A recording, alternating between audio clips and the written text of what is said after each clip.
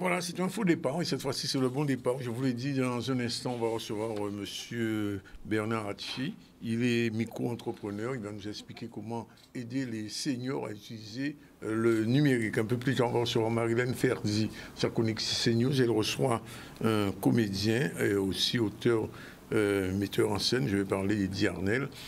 Et on devrait terminer avec Manik Titeka, connaît qu'une voix. Une histoire, des images. Sinon, l'actualité, c'est toujours Iman. Bonjour Iman. Oui, bonjour Danick, bonjour à tous. Aujourd'hui, nous allons voir au titre la visite de Bruno Le Maire qui se poursuit, qui a pu visiter l'entreprise Phytobocase du docteur Henri Joseph, ainsi que la fête de la nature qui se déroule sur Gourbert. On partira ensuite sur Anse-Bertrand pour voir Guader qui inaugure sa nouvelle station de mesure de qualité de l'air. Et nous finirons par la semaine du miel qui s'est célébrée aux Abîmes. Voilà, c'était Iman avec E, sans E. Alors, monsieur Hatchi, merci d'être avec nous. Alors, vous faites la formation et l'accompagnement en informatique pour les seniors. Comment ça se passe pour des gens qui ont plus de 60 ans, qui n'ont jamais touché un ordinateur?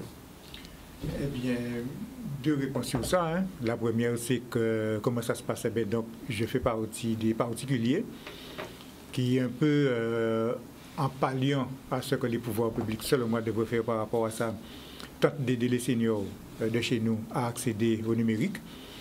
Et j'ai donc dans mon service, si je peux appeler ça comme ça, qui a lieu, qui se déroule, en tout cas qui se tient à la maison de quartier de Agathon, sous convention. Abimao, tout à fait, hein, qui se tient sous convention avec la municipalité de Bimao que je remercie. Et donc ça me permet, cette convention, donc d'utiliser les maisons de quartier de la commune pour pouvoir recevoir les seniors, donc que j'accompagne en formation.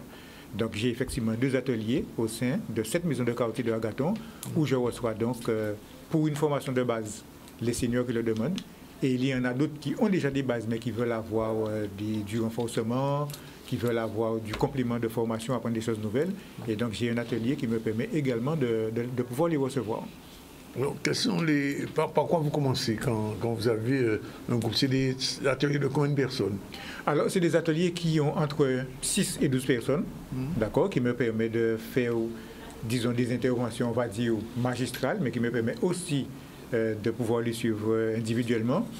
Et donc, la formation est une formation, peut-être que j'aurai le temps de développer un peu plus, mais c'est une formation essentiellement pratique qui a pour but d'apprendre à ces personnes de pouvoir utiliser rapidement les ressources apprises pour pouvoir les mettre à leur service, puisque vous le savez maintenant, le système ne fait pas de détails, ne fait pas de la dentelle, il faut être à l'informatique ou pas. Et on demande à des seniors qui, de par leur formation scolaire, n'y connaissent pour bon nombre d'entre eux. Et c'est surtout ça aussi le sens de mon intervention, et merci de me recevoir, pouvoir prendre conscience aux gens, au pouvoir public surtout, du rasier dans lequel se trouvent les seniors par rapport au numérique.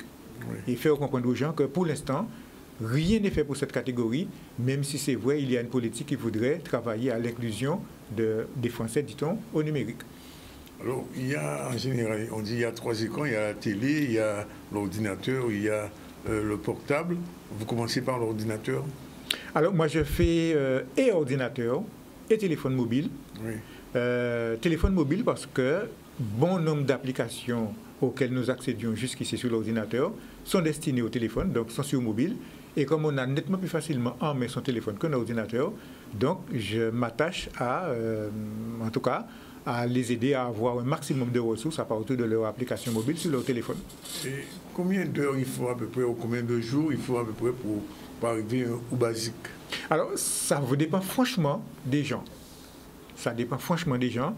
Il y en a pour lesquels, pour moi, 80 heures de formation sont utiles pour qu'ils puissent être autonomes. Il y en a au bout de 40, de 50 heures qui peuvent accéder aux principales applications de l'informatique sans grande difficulté. Ça dépend vraiment. Oui. Alors, je pose la question de savoir qu'est-ce que vous leur apprenez vraiment? Est-ce que vous leur apprenez, par exemple, à utiliser Word, à utiliser e-design, ou bien est-ce que uniquement le basique, c'est-à-dire juste écrire? En priorité, d'abord à savoir utiliser leur messagerie électronique, oui, parce que vous le savez. L'email, absolument. Parce qu'il faut le savoir, même quand vous ne connaissez absolument rien en informatique, on vous demande déjà d'avoir une adresse mail. Oui. Première chose, c'est ça.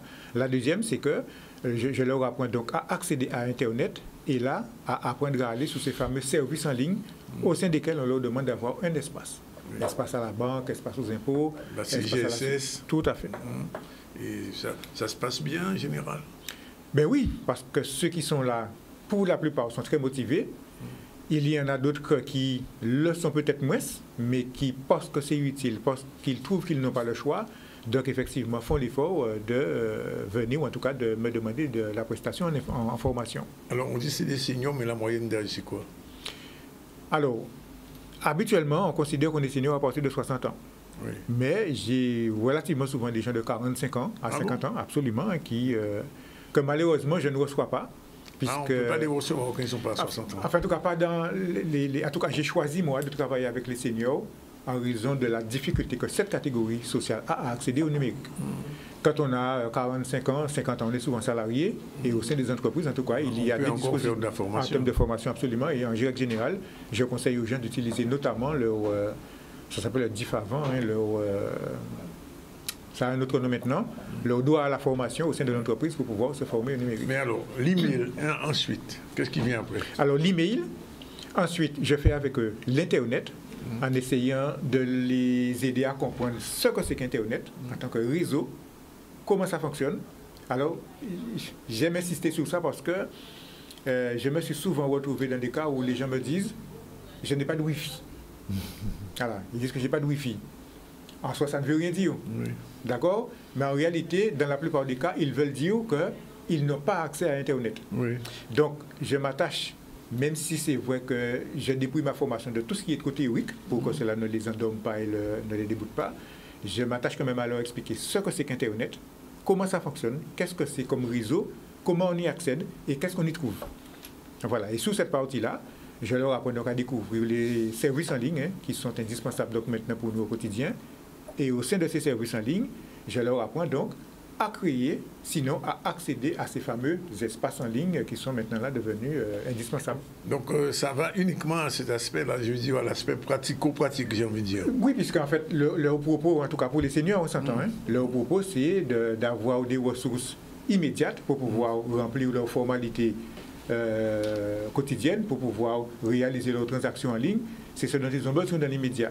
Donc, je m'attache effectivement à leur apprendre de façon pratique à accéder à ces différents services. Alors, bien sûr, il y a la messagerie électronique, il y a l'Internet et les services en ligne. Il y a aussi une démarche que je m'attache à faire qui consiste à leur apprendre à connecter leur appareil, connecter par exemple leur ordinateur à leur imprimante, connecter leur téléphone à leur imprimante, connecter téléphone et ordinateur à la box Internet de chez eux. Je m'attache aussi à leur apprendre ça.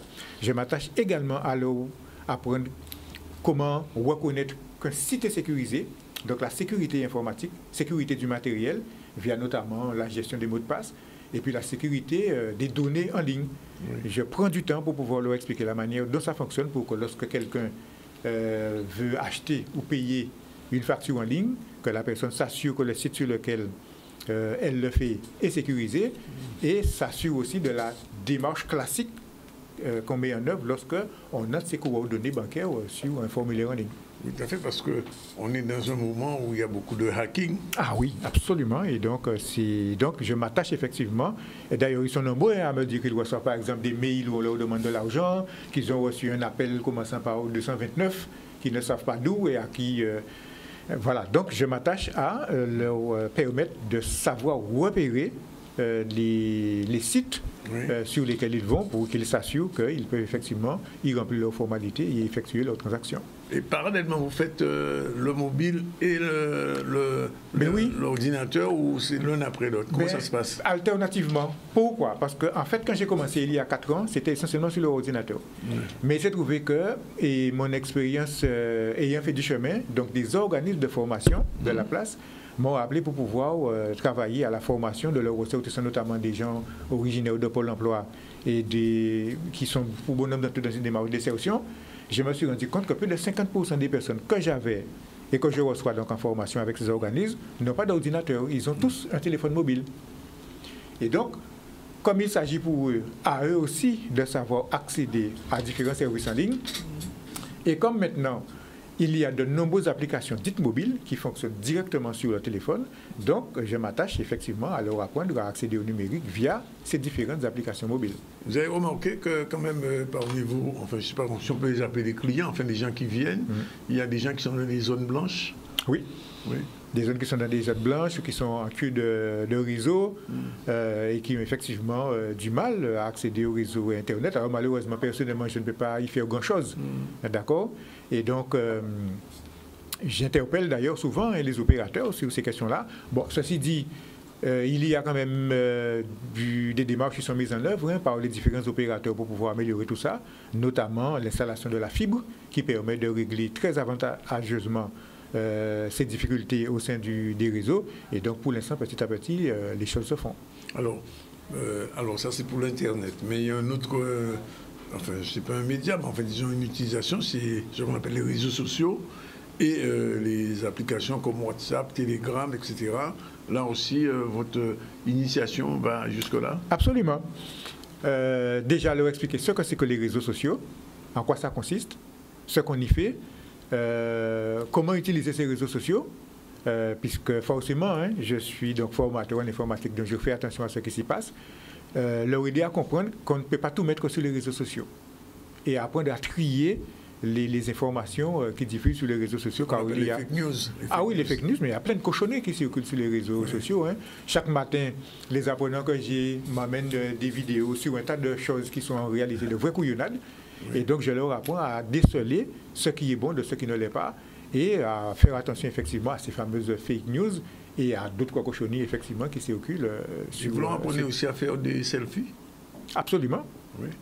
On est obligé, puisque par exemple, tel grand-mère ou tel grand-père qui a envie d'envoyer ses photos pour ses petits-enfants, parce qu'ils en reçoivent eux.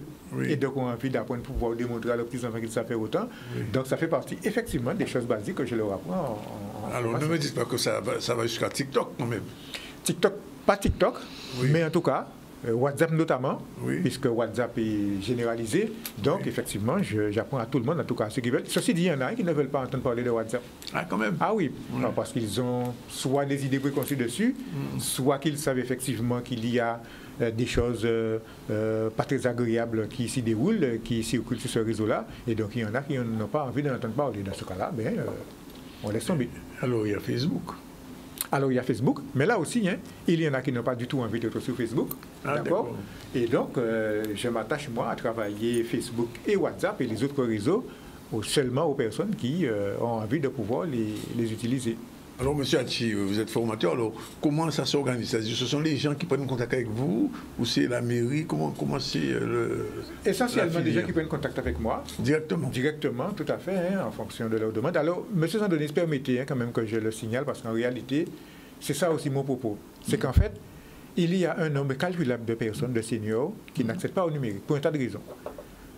Alors, déjà parce que le système n'est pas conçu pour pouvoir leur donner accès à la formation comme cela pourrait se passer pour ceux qui, par exemple, sont des salariés qui sont en entreprise et qui ont droit à la formation. Mais les pouvoirs publics qui travaillent depuis quelques années à ce qu'on appelle l'inclusion des foncières numériques n'accordent pas de place particulière à cette catégorie-là. Donc, nos grands mondes sont nombreux à faire la demande de formation, la demande de formation dans le numérique, mais qui n'y accèdent pas parce qu'il n'y a rien.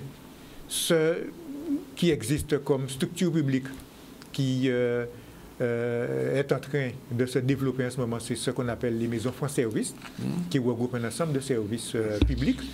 Et parmi les services qui sont rendus, la possibilité d'accompagner les demandeurs à remplir leurs formalités en ligne. Et ces maisons font service en partie, j'espère ne pas me tromper en le disant, mais devraient pouvoir aussi mettre en place des ateliers pour pouvoir favoriser l'accès. Voilà, c'est ça. Il n'y a que ça, à ma connaissance, qui pour l'instant, et vous comprenez bien que c'est pas suffisant. C'est une goutte d'eau, M. Zandonis, dans un océan, parce que les gens qui ont réellement envie d'apprendre, pour l'instant, à part quelques initiatives privées ou des communes qui mettent en place un certain nombre de réponses plus ou moins organisées avec des ateliers qui pourraient durer dans le temps, à part quelques communes pour l'instant. Chez nous, c'est le désert et je voudrais attirer l'attention en disant qu'on est en train de créer un vrai fossé entre les seniors et le reste de la population sur cette question-là. D'autant plus que la population vieillit. Oui, c'est ce qu'on nous dit précisément. La population vieillit, donc elle a besoin de plus de services. Et donc cette catégorie-là, en particulier, a besoin de ce service-là. Et j'en appelle le pouvoir public pour que davantage de choses soient faites. Alors, j'en appelle aussi, si vous permettez, à toute personne intéressée à pouvoir, comme moi-même, puisqu'en fait j'ai créé une micro-entreprise qui me permet de le faire. Avec combien d'années vous faites ça? 4 ans, globalement. Oui. Voilà, qui me permet donc de rendre ce service-là aux seniors. Moi, j'en appelle aux jeunes notamment, aux jeunes diplômés en informatique, ou en tout cas à ceux qui disposent de sérieuses bases dans ce domaine-là. J'en appelle aux salariés qui voudraient faire de la reconversion. Il y en a dans ce cas-là. J'en appelle aux informaticiens qui pourraient donner du temps pour pouvoir mettre en place du service, pour pouvoir aider les seniors à accéder au numérique, parce qu'on se retrouve dans une situation où on crée une véritable marginalisation des âges de cette catégorie. Et donc j'en appelle aux jeunes, en particulier, à pouvoir donc créer du service, créer des prestations. Ils peuvent en vivre pour l'instant, compte tenu de l'importance de cette demande. Alors, je ne peux pas chiffrer le nombre de personnes intéressées, puisque je ne suis pas en mesure de faire une étude de marché. Je voulais simplement dire aux gens que tous les jours, je reçois des appels de personnes voulant faire de la formation, mais malheureusement, je ne peux pas... Vous êtes basé à Bimao? Eh bien oui, puisque je suis un micro-entrepreneur, donc effectivement, j'ai ma propre structure qui me permet mais de recevoir... recevoir... Vous ne tournez pas dans toute la boîte? Je n'ai pas les moyens de faire ça. Et en fait...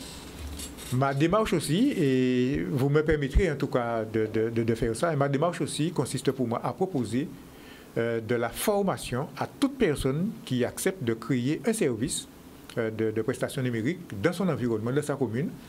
Et croyez-moi, ça peut se faire en l'espace de mois. Il est possible de créer une micro-entreprise avec un programme organisé. En tout cas, je suis prêt à apporter toutes mes ressources, y compris le programme que je mets en œuvre pour pouvoir leur apprendre l'informatique.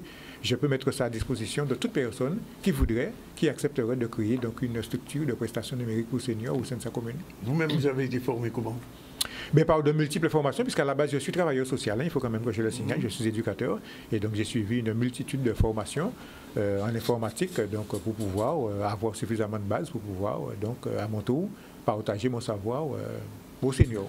Il faut quand même rappeler que des organismes comme la CGSS, les impôts, la CAF, entre autres, la Poste aussi, de plus en plus utilisent le numérique, et que nos populations, nos seniors, et pas seulement les seniors de toute manière, sont un petit peu désarmés. Alors, et ce n'est pas rien de le dire, hein, M. Zandonis, il y a le cas des impôts qui m'interpelle. Oui. Et d'ailleurs, c'est aussi pour cela que je me suis décidé à quitter mon emploi salarié pour pouvoir créer un service numérique dédié aux seniors, parce que j'ai assisté une fois à l'intervention d'un agent auprès d'un service des impôts qui est sorti demander aux gens d'aller remplir leur déclaration d'impôts chez eux, alors que s'ils se sont retrouvés là, c'est parce qu'ils ne peuvent pas faire. Oui, bien sûr. Et pourquoi est-ce que ce service-là ne met pas à disposition des gens susceptibles d'accompagner? D'accompagner des... Mais oui.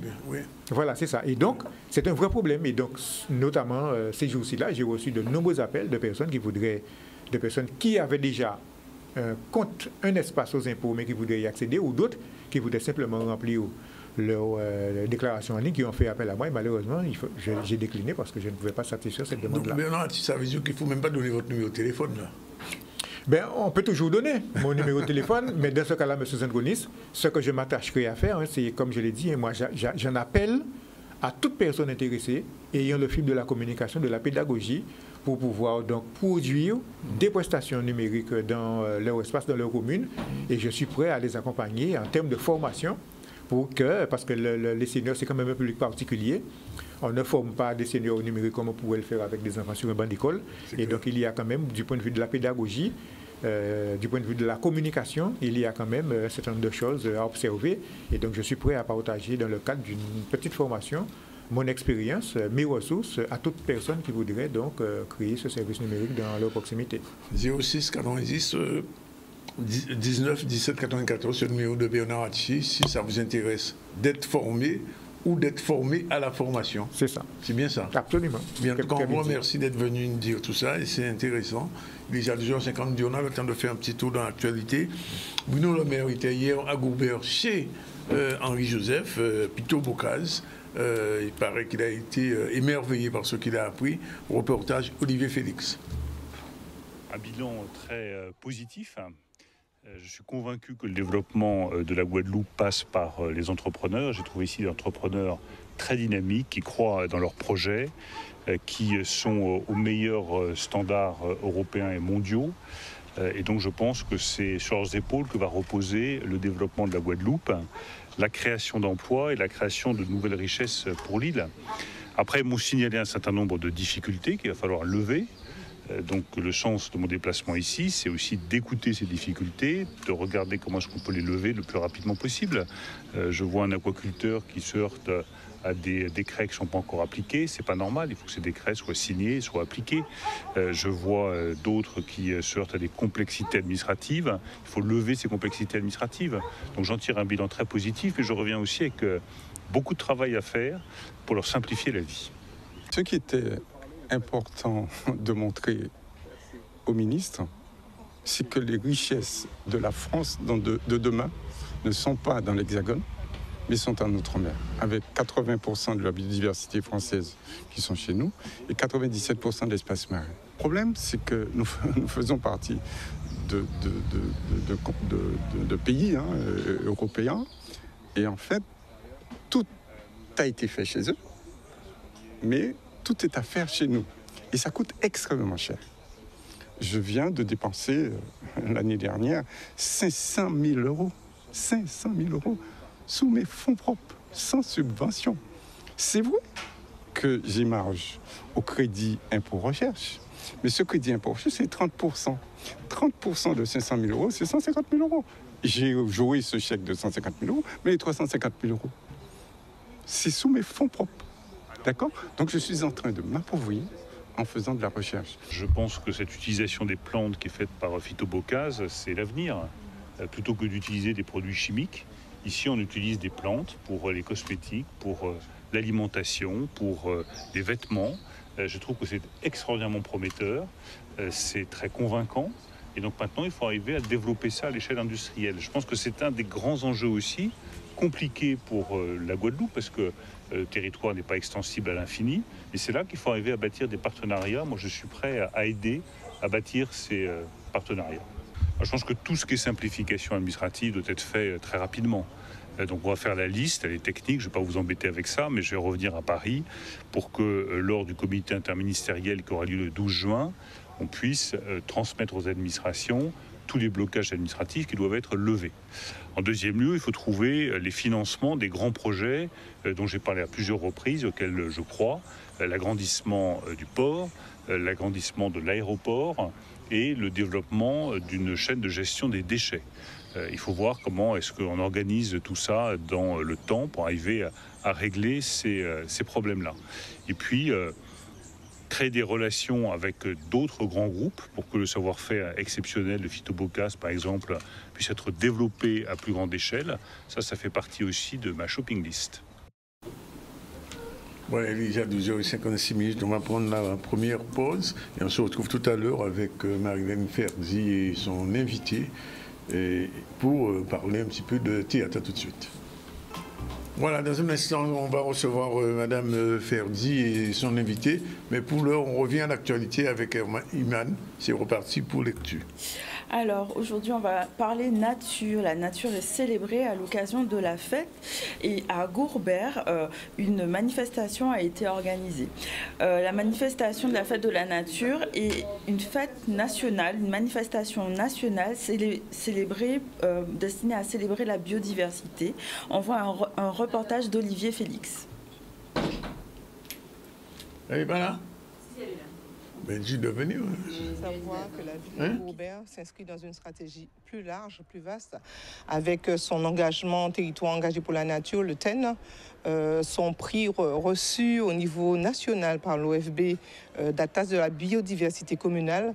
Donc c'est un travail que nous menons depuis notre arrivée aux affaires. On assure la continuité de valorisation de la biodiversité. Parce que pour la protéger, cette biodiversité, il faut la connaître. Et l'ATE, l'aire terrestre éducative, qui a été transmise de main de maître entre une classe de 6e et une classe de CM2 l'an dernier, la passation s'est faite l'an dernier. Aujourd'hui, il y a une restitution de tous les travaux. Donc cette aire terrestre éducative, de notre point de vue, est une véritable plateforme pédagogique. Ça veut dire que c'est franchement un laboratoire à ciel ouvert qui permet aux élèves déjà de prendre la parole en public, de s'exprimer et puis de pouvoir expliquer comment l'écosystème fonctionne. Nous allons vous montrer quel est le problème de la mare du Mont-Reli. Il y a trop de plantes aquatiques. L'hydrille est une plante exotique qui menace l'écosystème de la mare. Elle est beaucoup trop nombreuse et les animaux ne peuvent ni respirer, ni manger et ni nager. Les adultes les ont enlevés à l'aide de pioches et de râteaux. Ils nous ont laissé quelques-uns pour que les animaux puissent se cacher, pour qu'ils puissent manger et pour qu'ils puissent nager et pour qu'ils aient aussi un peu d'oxygène. Maintenant, la mare elle va beaucoup mieux et il y a un peu plus de lumière qui passe. À notre première sortie, nous avons fait tellement de choses. Nous avons découvert qu'est-ce que c'était qu'une mare, pourquoi nous devons la protéger et pourquoi nous devons la sensibiliser. J'ai fait la première découverte depuis l'an dernier qu'on avait une mare située en altitude parce que pour moi, les mares étaient plutôt en grande terre, plutôt en mer galante et de voir cette richesse-là, un écosystème unique à Gourbert, donc ça n'a plus que valoriser notre action en tant que politique. Et effectivement, j'ai fait une découverte récente, c'est extraordinaire. J'ai découvert que les libellules pondaient en fait, à la surface de la mare et les œufs évoluaient justement au fond de la mare. Et j'en ai même, quand j'ai contribué à l'opération de retrait justement de l'espèce exotique envahissante, l'hydrille, on a même vu des larves de libellules. C'était la toute première fois. Donc on n'est jamais trop grand pour apprendre. Et l'apprentissage en termes d'éducation à l'environnement et au développement durable, c'est dès le jeune âge. Et c'est le challenge que la commune, la ville de Gourbert, s'est engagée à relever. Voilà, bien, il est exactement 13h07. Je vous l'ai dit, c'est l'heure le vendredi de retrouver la chronique ici CNews. Bonjour Marilène. Bonjour Danick. Tout va bien? Oui, très bien, c'est vendredi, la veille d'un week-end prolongé, donc ça ne peut qu'aller. Ah d'accord, vous êtes pour les week-ends prolongés. Bonjour monsieur le comédien, metteur en scène, pas régisseur quand même. Auteur. Auteur. Voilà. Namasté. Namasté. Tout de suite, générique, c'est parti.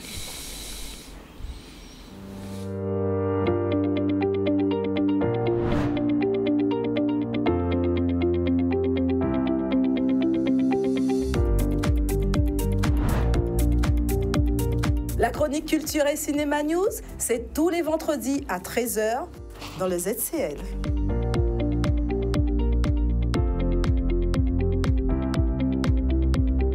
Non, il est bon.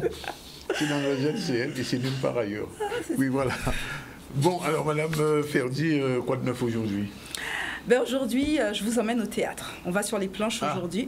Oui, c'est la première fois. Je suis contente parce que la première fois, on a un invité qui va ouvrir la porte au monde du théâtre, au spectacle vivant, et pas n'importe quel invité. Hein. Donc, vous l'avez présenté, on a vu son visage, mais je ne sais pas pourquoi, vous ne vous souvenez pas de son nom? Vraiment pas, mais je vais essayer de trouver son nom. Il me semble que j'ai vu une pièce de... c'est pas une pièce de monnaie, c'est une pièce de théâtre. Dans les annales. Dans les annales, oui. C'était à l'archipel d'ailleurs. Non, aujourd'hui, on reçoit Eddie Arnel. Oui. Donc je crois que c'est un nom qui parle à tout le monde. Ah, bien oui. Voilà, donc Eddie, alors qu'est-ce que je peux dire sur Eddie? Alors on va commencer par l'enfance. Oui. Alors je pense qu'il y a tout un ensemble de professionnels qui gravitent autour d'Eddie, qui comprendront ce que je veux dire. Et ça a son importance. Donc Eddie a grandi dans un milieu familial plutôt pieux et où il pratiquait énormément le chant choral. Ensuite, alors on peut dire que la rencontre avec l'univers du théâtre a commencé en 1985. C'était sa première expérience, il était comédien et il a commencé avec une pièce qui est devenue emblématique. Il suffit que je donne le nom de cette pièce et puis tout le monde se met à rire. Si je vous dis Victor Makoumé, ça vous rappelle des souvenirs. Oui, bien sûr. Il était excellent, il était extraordinaire. Et donc cette pièce, contre toute attente, a commencé par lui, a été surpris, a eu un succès extraordinaire. Et ça l'a propulsé, c'est devenu quelqu'un avec cette pièce de très connu. Alors il faut préciser quand même, c'est une pièce de monsieur José Egui. Oui, José Egui aussi, qui a joué un rôle assez important dans le théâtre en Guadeloupe dans les années 90 à peu près. Tout à fait. Je me souviens. C'était pour moi aussi, c'est l'âge d'or du théâtre guadeloupéen. Dans 1990, où on avait énormément de pièces, dont cette pièce que j'ai choisie parce qu'elle est emblématique de cette époque. Alors, paradoxalement, après cette pièce qui a rencontré un vif succès, Eddie Arnel a fait le choix de faire un break, de prendre un peu de distance, et il a commencé à se poser des questions existentialistes, et surtout en lien avec son métier, sur la comédie, mais aussi le drame.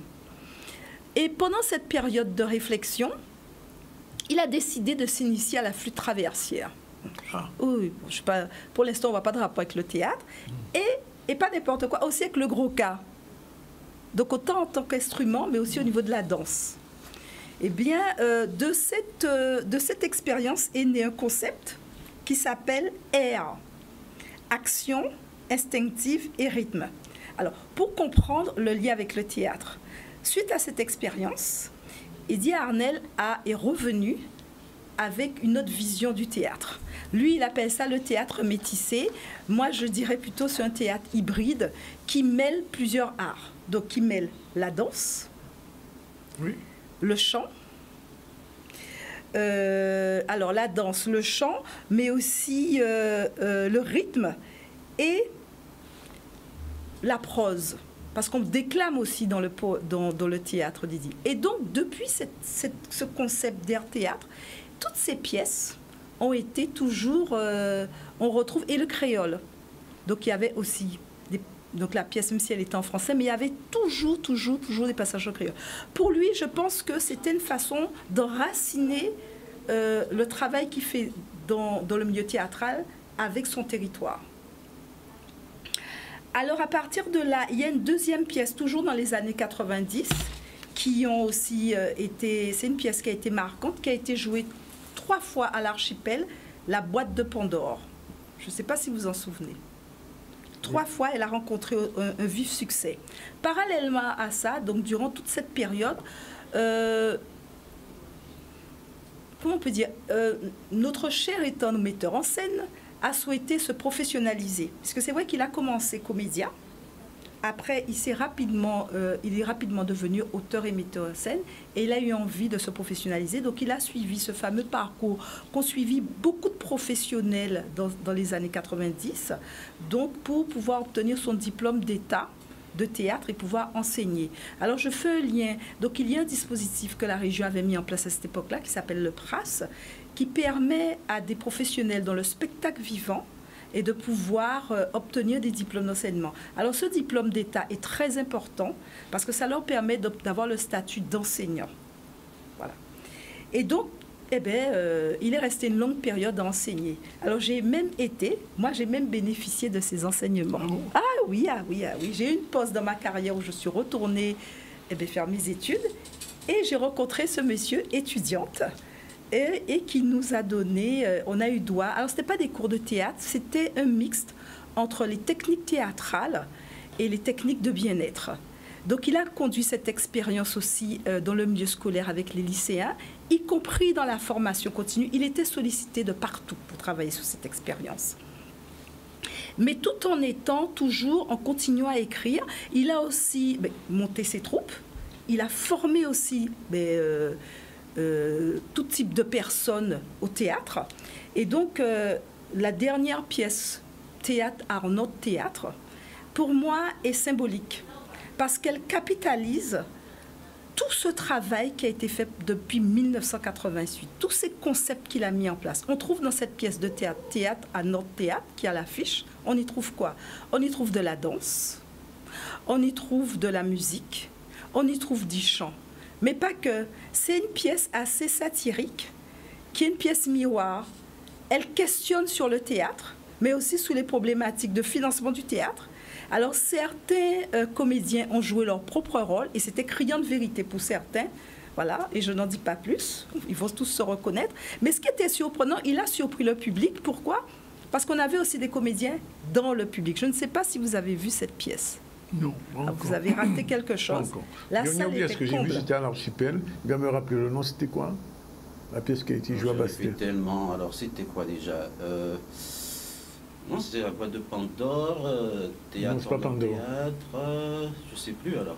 C'était vers quelle époque à peu près? 1756. D'accord. C'était juste après 1802. Après 1802, ah ben voilà. C'est plus clair. C'était encore la guerre existentielle, identitaire. Enfin, oui. Mais je m'en souviens un peu. Oui. Puisqu'il y avait un des danseurs que je vois là, il était dans cette pièce-là, c'était à l'Archipel. Oui, mais ça doit être théâtre en notre théâtre. C'est théâtre en notre théâtre. Mais c'était pas les mêmes, c'était peut-être pas totalement les mêmes comédiens. Donc il y a eu un changement lorsqu'il y a eu la représentation lamentable. Mais passons, allons à plus important, madame. Allez. Très bien, on continue. Merci, monsieur. Donc, on continue. Théâtre à notre théâtre, pour moi, capitalise tout ce travail qu'il a fait, tout ce travail conceptuel. Et moi, la question que j'ai envie de poser à monsieur Arnel, c'est est-ce que c'est cette vision, c'est-à-dire de son métier, à savoir qu'il faut à un moment donné faire des pauses, se repositionner, arriver, innover avec des concepts modés, quitte à bouger un peu les codes. Parce que moi, il y a quelqu'un qui m'a dit, cet homme, c'est un génie de la mise en scène. Sa force, c'est qu'il n'a aucune limite dans la mise en scène. Et moi, je voulais savoir si c'est ça. Alors déjà, bonjour Eddy. Est-ce que c'est ça le secret de ta longévité? Wow, que de questions. Déjà, de toute façon, tablons pas reconnaître moi. Bon, voilà. La transition faite. Oui. Oui. Si on veut durer, je pense qu'il faut transcender sa fonction, son métier. Et il faut transcender. Et transcender fait en sorte que vous avez toujours, vous réinterrogez en tout cas les bases, et ensuite, à force de les réinterroger et être à l'écoute, eh bien, de nouvelles perspectives apparaissent, tout simplement. Quel est l'intérêt pour un professionnel de se former, de passer ce fameux diplôme d'État? Qu'est-ce que ça change dans la carrière d'un professionnel? Je peux dire pour faire plaisir aux Blancs, pour faire plaisir à l'État, pour faire plaisir aux institutions. C'est un grand débat. C'est un très grand débat parce que parfois, bon, je ne dirais pas qui, mais un grand artiste est venu me voir, il m'a dit, tu vois, nous on enseigne, on est tout content en Guadeloupe, on a nos diplômes, mais parfois un petit jeune arrive, il nous montre son œuvre, et nous, on prend un... Ça nous explose la tête, tant que c'est riche de talent, de pertinence et tout. Et nous, on joue au chef, au grand, on dit, oh, il manque ceci, cela, on essaie de plus ou moins corriger, mais on sait qu'on vient de recevoir une sacrée leçon d'humilité, en fait. L'art est partout, bien sûr, on en a fait une discipline, mais je pense que ce monde qui part en déconfiture nous prouve que tout est à faire, sinon à refaire, ou inversement. Donc, ça ne suffit pas d'avoir, il faut cette base-là, d'accord? Donc des diplômes et tout. Mais d'ailleurs, je viens d'écrire un manifeste là, et j'ai pris mon bâton de pèlerin et je veux voir bon, les décideurs culturels, les maires et tout, mais c'est encore très lent. On a envie de dire que je ne suis pas toujours peut-être compris, parce que j'ai des concepts plein la tête, des perceptions, une ouverture, une façon d'être guadeloupéen, une façon, un art peut-être d'être guadeloupéen. Je crois qu'en ce moment, je lui fais un petit clin d'œil aussi, je ne le connais pas personnellement, c'est Gilles Casimir. Voilà, parce que je vois ces trucs passer de temps en temps, je dis, ah, il me semble que ce guadeloupéen, cet homme, propose. On peut être d'accord ou pas d'accord, mais il incite tout chacun et les jeunes aussi à prendre conscience en eux et pour nous propulser beaucoup plus loin. Donc l'art, il me semble que ça tourne en rond, ça tourne sur dans sa propre sauce, quoi, sa propre fonctionnalité, et il est temps qu'on commence à développer des concepts nouveaux et tout. Et tu as parlé du Pras d'ailleurs aussi. Bon, c'est pas normal qu'on en parle depuis des lustres et qu'on soit encore là. Donc, est-ce qu'il y a une vraie volonté de... Il m'arrive de bousculer les politiques, je vous demande pardon en direct là, mais bon sang, messieurs, dames, on n'y est pas, quoi. C'est pas ça, quoi. C'est pas ça, tout simplement parce que ça dort, parce que les dossiers sont là, et puis parce que les artistes sont en colère. On ne viendra pas sur l'épisode du Centre des Arts, mais c'est pas que des monstres, en fait. Donc, il y a une situation qui dure depuis un certain temps, et peut-être qu'il faudrait maintenant libérer Pégase, libérer la parole, surtout. Ça manque de concertation entre nous. J'ai récemment eu une information, en fait, de certains décideurs politiques, d'ailleurs, et culturels. La direction des affaires culturelles n'est pas assez en lien avec le contrat de ville, la politique de la ville. Bon, il se passe des choses, chacun a son petit dossier, et je pense qu'on manque de concertation. Est-ce un syndrome guadeloupéen? Qu'est-ce qui nous arrive pour qu'on n'arrive pas simplement à se poser? Je ne suis pas d'accord avec toi sur tel ou tel plan, mais je te regarde et je te respecte. Comme tu, Namasté, je te vois, n'est-ce pas? Prenons exemple sur ça, quoi, en fait. On peut très bien ne pas être d'accord, mais le donc d'où ça nous vient, hein? Donc on doit réinterroger notre ADN là-dessus. Il y a un art d'emmerder, l'art du fanchoumania, disent certains, on en est là, et c'est dommage. Réinterrogeons-nous, reposons-nous. En tout cas, c'est superbe, puisque comme l'Occident chute là, nous devons nous repositionner à tous les niveaux. Et artistiquement, moi je propose dans mon manifeste justement un projet de société par l'art et la culture inclusive. Donc c'est un manifeste que j'aimerais bien pouvoir à terme en parler avec toi. Juste une question très rapide. Marilène disait que dans les années 90, le théâtre guadeloupéen était en pleine... C'était l'âge d'or. C'était l'âge d'or. Maintenant, c'est quel âge? C'est la disette. Alors, je pense à, juste une parenthèse, à mon ami Patrick Michino qui disait l'âge n'a pas d'âge, justement, et c'est intéressant. Y a-t-il un âge? Où est-ce qu'on en est? En fait, mais justement, avec, nous voulons montrer, je crois qu'il faut commencer pour, je dis, j'ai fait mon manifeste, d'accord, mais je vais essayer de m'allier à des entités fortes. Donc justement, Patrick Michino, théâtre, c'est nous-mêmes, je crois, de cette compagnie-là. Il y a Rodolphe Dardol, théâtre Zagadi, qui était là, hein, les années 90 en sourdine, et Richard Tasso de Petit-Bourg avec Calva Cacho. On est là et on a ce challenge de faire revivre au milieu. Enfin, revivre. Est-ce que ça n'a jamais existé? Je ne sais pas. Cancel a disparu. Ben, je ne sais pas, parce que. Alors, quand il y a tu dis tellement... cancel, lequel? Celui, théâtre Volcan, je crois que c'était ça. C'était théâtre annexe Soubarou. Cyclone. C'était Cyclone. Arthur et Russe. Non, Arthur et Russe, c'est Cyclone. Oui. Et ils étaient ensemble avant. Hein, oui, ils ont commencé ensemble, d'ailleurs, années 70. Voilà. Donc ça fleurissait. Et un metteur en scène, Jean-Marie Serrault, un grand metteur en scène venant en Guadeloupe, voilà. Guylaine Gadjar avait fait une sacrée action pour que le théâtre s'envole. Et Harry Cancel et Arthur les Russes, bon, ils étaient jeunes dramaturges, et ils faisaient leur truc. Et quand le grand metteur en scène, Jean-Marie l'occidental, est venu, hein, il les a vus, il a dit, vous n'avez pas besoin de moi. Vous avez une dramaturgie créole, vous avez cette force-là. Alors dommage, à l'époque, il fallait peut-être avoir l'aval du papa blanc, enfin, c'est encore un grand débat, mais en tout cas, ils ont mûri, ils ont grandi, ils ont pris conscience de leur métier, de leur dramaturgie, et ils ont fait les années belles de la Guadeloupe. Oui. Donc, années 90, grâce à eux, les pionniers, nous arrivons. Alors, effectivement, José Jarnidier en tout cas, Gilbert Lomor, José Jarnidier, enfin, tout ce vivier-là, on est arrivé et on a pris le relais. Ok, mais comme dirait encore Patrick Michino, c'est vrai que dans les années 90, le théâtre était beaucoup plus florissant. Aujourd'hui, qu'est-ce qui s'est passé? Il y a comme un désert. Donc c'est pour ça que là, on revient, nous, les trois mousquetaires, en fait on est 4, et on va essayer de recréer, on a des idées folles, et c'est quand même ce qui nous manque en fait, un peu d'audace, hein, comme dirait l'autre, hein, de l'audace. Donc on va essayer de recréer le milieu avec des concepts qu'on va proposer à qui veut quoi, en fait. En tout cas les instances culturelles, politiques et tout, on est là, quoi. Alors tu as posé une problématique, bon. Tu dis, bon... 2 minutes. 2 minutes. Tu as posé la problématique. Bon, on sait que la culture, c'est une mission qui est partagée, aussi bien par la région, le département, enfin les collectivités et l'État. Et le souci que tu poses, et que d'autres posent, hein, c'est le manque de consensus. Où chacun fixe des orientations, met en place un certain nombre d'appels à projets, finance, mais sans concertation, et parfois tout sort en même temps. Et ça devient schizophrénie. Et c'est vrai que ça, j'ai souvent entendu parler de ce problème dans le milieu théâtre. Donc c'est quelque chose qui dénonce, où ils aimeraient qu'avoir plus de concertation. Voilà. Bien, c'est déjà fini. Il faudrait allonger le temps. Hein. Oui, on pourrait l'allonger. Ça viendra de toute manière. Le temps du théâtre n'est pas le temps de l'émission. Il est 13h24. Joli. On termine avec ICC News pour aujourd'hui. La semaine prochaine, on ne sait pas encore qui on reçoit.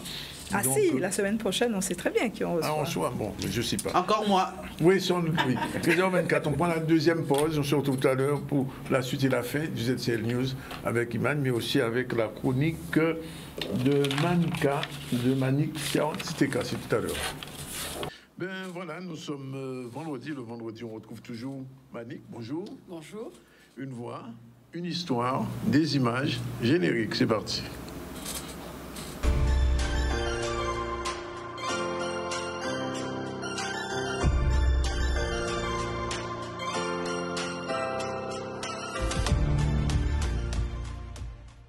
Maman cherche le secret.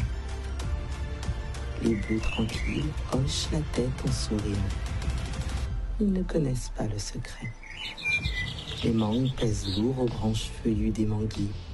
Leurs joues rougissent. Elles ne connaissent pas le secret.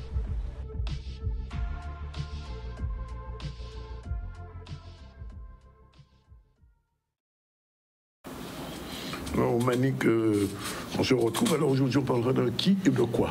Alors aujourd'hui, donc, souvenez-vous, vendredi dernier, nous avions fait un petit tour en Guadeloupe et là, nous allons suivre Patricia Triplette, qui est une Guyanaise et qui nous amène donc dans sa Guyane et sa guyanité à travers son recueil de poèmes Résilience Cho. D'accord, bien. Je peux présenter un petit peu cet ouvrage? Alors oui, donc Résilience Cho, de sa version non imprimée, hein, qui est parue aux éditions d'Aigues-Marron. C'est un recueil de poèmes, c'est une promesse faite à son fils avant qu'il ne devienne une étoile. Et ce n'est pas moins de 99 poèmes dans lesquels Patricia nous amène à travers sa Guyane, entre ciel, mer et terre. Et dans le cadre du livre audio, c'est pas moins de 30 voix, une trentaine de voix, puisque ce recueil se nomme sur la plateforme La Voix des Marrons, Clam, Résilience Cho. C'était la volonté, en tout cas, de faire travailler, de mettre en commun des artistes de la Guadeloupe, de la Guyane et de la Martinique, afin de montrer qu'on est capable de travailler ensemble. Hein. Alors, c'est Chris Combette, Cali, Fola Gadé. Les filles de Patricia ont également participé à cet ouvrage. On a également Laure Tarrer, Didier Manette, Loïs Pindar, Emeline Octavie, Valérie Gouy. Donc voilà, ce sont des noms plus ou moins connus ou d'autres moins connus, mais que Patricia, en tout cas, souhaitait faire participer à ce projet pour cet hommage à son fils. Mais on va écouter tout de suite? Oui, on va écouter un extrait. Un teasing l'amour. Ou la vie, moi, les pièces que mon pas. Considérer où t'es tourné, un caresse-soi. Et où considérer où t'es tourné, un teasing fil. Et c'est Gouya, piquer la vie qu'elle en met jazz. Des camarades, piti, ou un nous joue. Nous t'es que pièces t'es piam ensemble. En pi nous l'amour, nous sentiments fous ben. Tout l'amour qu'a zanzolé, en abordage nous tracailla. Et t'es que paraître belle couloirie, la joie, belle gogomaté, belle l'homme la vérote, belle flair nous font tchor. Ou les yon mochimin, nous l'amour font tchor. Ou les yon ou la soie, nous l'amour, ticas blanc, l'entrecase, m'en promenant comme bonne chuite.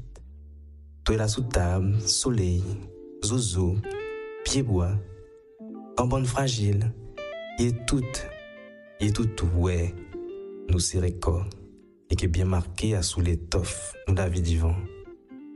Joue tant fait tant, tant laissé tant. Je voulais juste poser une question. Pourquoi toutes ces voix? Alors, toutes ces voix, c'est toute l'essence même d'une voix, une histoire. C'est-à-dire que lorsque j'ai décidé de créer cette maison d'édition et cette application, c'était de pouvoir fédérer tous les territoires, donc la Guadeloupe, la Martinique et la Guyane, sur un seul et même projet. Et c'est vrai que lorsque Patricia est venue avec son recueil et 99 poèmes, et il me semblait difficile de n'utiliser qu'une voix, et pouvoir, sur un même support, pouvoir se dire que sur nos 3 territoires, on va pouvoir travailler ensemble en faisant travailler 3 studios d'enregistrement complètement différents, donc dont Shorty en Martinique, Eric Egalji sur la Guyane et Une Voix, une Histoire sur la Guadeloupe. C'était la concrétisation en tout cas de ce que c'est qu'Une Voix, une Histoire, à savoir que c'est votre plateforme, c'est la plateforme de ces territoires qui font que nous sommes nous aujourd'hui. Voilà, bien, merci. On rappelle quand même le nom de l'ouvrage. Résilience Show, la voix des marrons clame Résilience Show. Voilà. Merci en tout cas, Manick, et puis à la prochaine histoire. Merci beaucoup, à très bientôt. Allez, c'est parti. Retour sur l'actualité où nous allons voir une nouvelle station qui a été mise en œuvre au niveau de la qualité de l'air avec Guader sur Anse Bertrand. On voit un reportage de Charlie Dagonia. Aujourd'hui, on est très heureux d'inaugurer notre nouvelle station de mesure de surveillance de la qualité de l'air à Anse Bertrand. Alors l'objectif de cette station, c'est que c'est notre première station rurale, notre première station fixe en territoire du Nord Grande Terre. Et l'objectif de la station, c'est que, comme vous le savez, la population guadeloupéenne est très impactée par les particules fines. On sait que parmi celles-ci, on trouve une grande majorité de brumes de sable. Mais pour pouvoir l'objectiver, il est important pour nous de faire des mesures loin du trafic routier, loin des activités humaines. Et c'est pour ça qu'on a choisi ce lieu dit de Campêche à Anse Bertrand, qui est également loin des champs de canne, puisqu'on peut avoir l'impact pesticides, camions, tracteurs, etc. Et elle présente l'autre avantage, c'est d'être parmi les premières, enfin la première station, la première commune exposée au vent chargé en brume de sable. C'est un partenariat que nous avons, Météo France et les agences de qualité de l'air en général, toutes les agences de qualité de l'air de France. Et ils utilisent nos données et nous aussi, nous avons à faire traiter leurs données. Ça nous intéresse bien sûr, notamment avec une mesure sur la brume de poussière saharienne que nous suivons, nous, en termes de prévision. Et donc, c'est de pouvoir corréler ces informations-là de mesure et nos prévisions aussi de brume de poussière. Vous savez que la qualité de l'air a toujours été une question un problème pour les individus, pour nous les humains. Parce que ce soit à Anse Bertrand, Campêche ou dans un autre coin d'Anse Bertrand, c'est utile pour nous, pour la Grande Terre, parce que vous savez que la qualité de l'air, nous sommes en milieu rural, la qualité de l'air est meilleure qu'en milieu urbain. Et cela est très important aussi pour moi dans la mesure où je sais que l'air est un véhicule de toute forme de pollution. Vous savez, pollution par l'homme, pollution par la nature même. Et puis, comme maintenant nous parlons souvent de pollution, que ce soit au niveau chlordécone, que ce soit au niveau maladie, que ce soit au niveau déchets, etc. Eh bien, il est temps que l'homme soit sensibilisé à cette notion de qualité de l'air qui a un impact sérieux sur sa santé et également sur le bien-être des individus. Donc la qualité de l'air, un sujet très important et surtout de faire attention à l'impact que ça peut avoir sur sa santé, c'est très important. Nous allons continuer aussi en lien avec la santé, clôturer la semaine du miel, donc le goût, un reportage qui a eu lieu sur les abîmes avec Charlie Dagonia. Alors le choix du miel, parce que ça rentre dans le cadre de nos projets que nous mettons en place autour de notre projet alimentaire sur le territoire. Donc chaque année, nous avons une animation dans les établissements scolaires autour d'un aliment de mets local. Donc cette année, nous avons choisi le miel. Le miel, pourquoi? Parce que c'est quand même un animal, l'abeille qui produit du miel et qui, quelque part, montre aux enfants un fonctionnement de la société, un fonctionnement bien organisé. Donc, il s'agit pour nous de sensibiliser les enfants à la citoyenneté et à l'organisation sur un territoire. Avec le miel et les abeilles font peur en amont parce qu'elles piquent et une petite inquiétude quant à la manière de mener les choses. La participation avec la ville a été magnifique. Des personnels très à l'écoute, des gens agréables. Donc une semaine magnifique, merveilleuse pour nous et pour les élèves. Ça s'est bien passé. Il y avait une dame habillée en abeille. Elle a chanté, elle a raconté son histoire. Et elle nous a fait chanter une chanson. Je me rappelle pas trop de la chanson, mais c'est pas grave. Et il y avait des décorations, un musicien qui faisait de la musique et qui nous a raconté aussi une histoire. Notre objectif est atteint dans la mesure où, avec la collaboration du personnel de la restauration scolaire, les enfants ont pu manipuler autour du miel. Donc, ils ont dégusté, ils ont découvert, ils ont construit, ils ont produit. Et il y a eu une bonne sensibilisation. D'ailleurs, ça se voit, ça s'est vu tout au long de la semaine autour du miel. Le miel, ça vient des fleurs, du nectar. Les abeilles se posent sur les fleurs pour récupérer le nectar avec leur langue et le ramènent à la ruche. À faire progresser.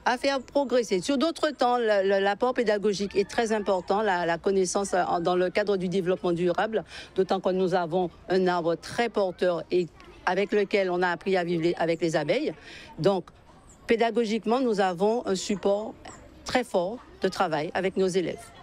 Et ensuite, d'autres actions à décliner dans le cadre du développement durable, de la connaissance de la vie de tous les jours. On prend tout parce que le livre, c'est bien, mais la vie pratique avec les élèves dans le cadre dans lequel ils évoluent, c'est mieux. Oui, j'aime le miel parce que c'est sucré, c'est doux.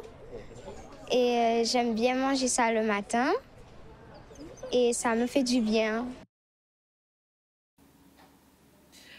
Voilà, pour terminer, donc aujourd'hui le ZCL News, nous allons faire un récapitulatif des invités que nous avons reçus. On a reçu Bernard Hatchi qui a parlé de l'aide pour les seniors au niveau des services en ligne et Internet. On a reçu aussi la rubrique ICC News de Marilène Ferdi qui a reçu Eddie Arnel qui nous a parlé de théâtre. Nous avons reçu aussi Manixiar Titeka pour sa chronique Une voix, une histoire des images. Au niveau des titres de l'actualité, nous avons vu la visite de Bruno Le Maire à Phytobocase sur Gourbert, ainsi que la fête de la nature qui s'est déroulée aussi sur Gourbert. Nous venons de voir Guader qui a installé une nouvelle station de mesure de qualité de l'air sur Anse-Bertrand. Et pour finir, la clôture de la semaine du miel à l'école primaire Louis Delgrès des Abîmes. Voici pour aujourd'hui. Merci de nous avoir suivis. Je vous souhaite un bon week-end et surtout faites attention à vous.